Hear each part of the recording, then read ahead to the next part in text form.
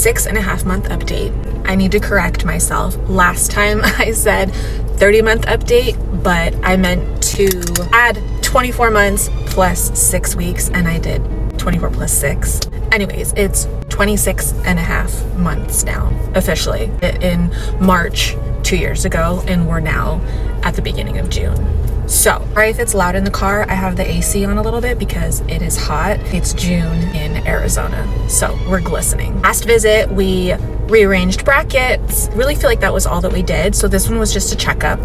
But with that check, I guess you would say, we made a few tweaks. This tooth ended up going a little crooked right here. It went up in the center, kind of angled like this a little bit, minor. So we tweaked that. This canine seemed to be a little bit lower and everything. So we bumped that up just a hair. And then the bottom teeth, because we had made an adjustment on this tooth before to even everything out, we are tweaking that to go down a little bit, as it is a little higher on this side than on this side. You can see it just changes everything a little bit, so we'll see how that plays out. Already feel everything. I also got a power chain added back to the bottom, which I'm really happy about, because I feel like when we took the power chain off, when we made that tooth adjustment, is when all of the lower teeth went a little haywire, when before they were beautifully straight. So we're just at that stage where making these little tweaks inadvertently changes other things, and I even like chat GPT to everything because I don't want to be overly critical. I do feel like there is a lot of emotion at stake here with not only having waited until I was 34 to get braces, but that I started having all of my health issues coincidentally when I got my top brackets flipped. So obviously there were other factors that went into that. I had mold in my home. I started taking antidepressants. So many things, right, that happened. Who knows what it was, but there's a lot of emotions tied into this. Not only that, cost factor, the value of my teeth is $6,000. Granted, that's not what I paid out of pocket, but these teeth are worth $6,000. I would like them to look like $6,000 teeth, not, well, you went and got braces, what did you get done? You know, right now on camera, look fantastic. But at home, in my mirror, and granted, I'm hypercritical of myself, everybody is, there's certain things that I notice and I'm overly aware. So now I'm overly analyzing and looking at them and being like, oh my gosh, well, this happened and this happened and this happened. So at our visit today, I wanted to make sure I wasn't being overly critical, because I can be. Absolutely know that I can be. Does it stop me in the moment? Probably not. And that sucks. We're trying to be better and do better. So I asked him and he was like, no, I don't think for these issues you are. Definitely the bottom, we need to address, and that tooth. Another concern that I had was, I feel like this root is sticking up. Like I can touch my root right here. So that means this tooth root is pushed back further. And that was the whole reason I wanted to invest in braces in the first place, was because this tooth was pushed back so far.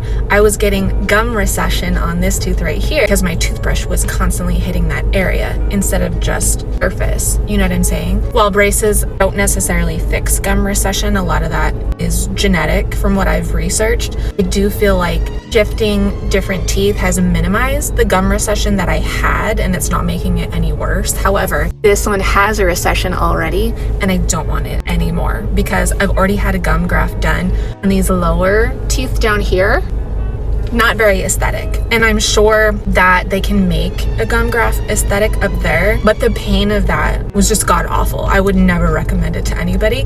It was almost worse to get the gum graft done because you have pain not only where they put the gum graft, but they pull the skin from the roof of your mouth. They like cut it open, slice skin from the inside underneath the skin, and put it down here. Not only that, like I smile a lot and I have a very, bold, gummy smile. I don't want you to see that. I just don't have to go through that.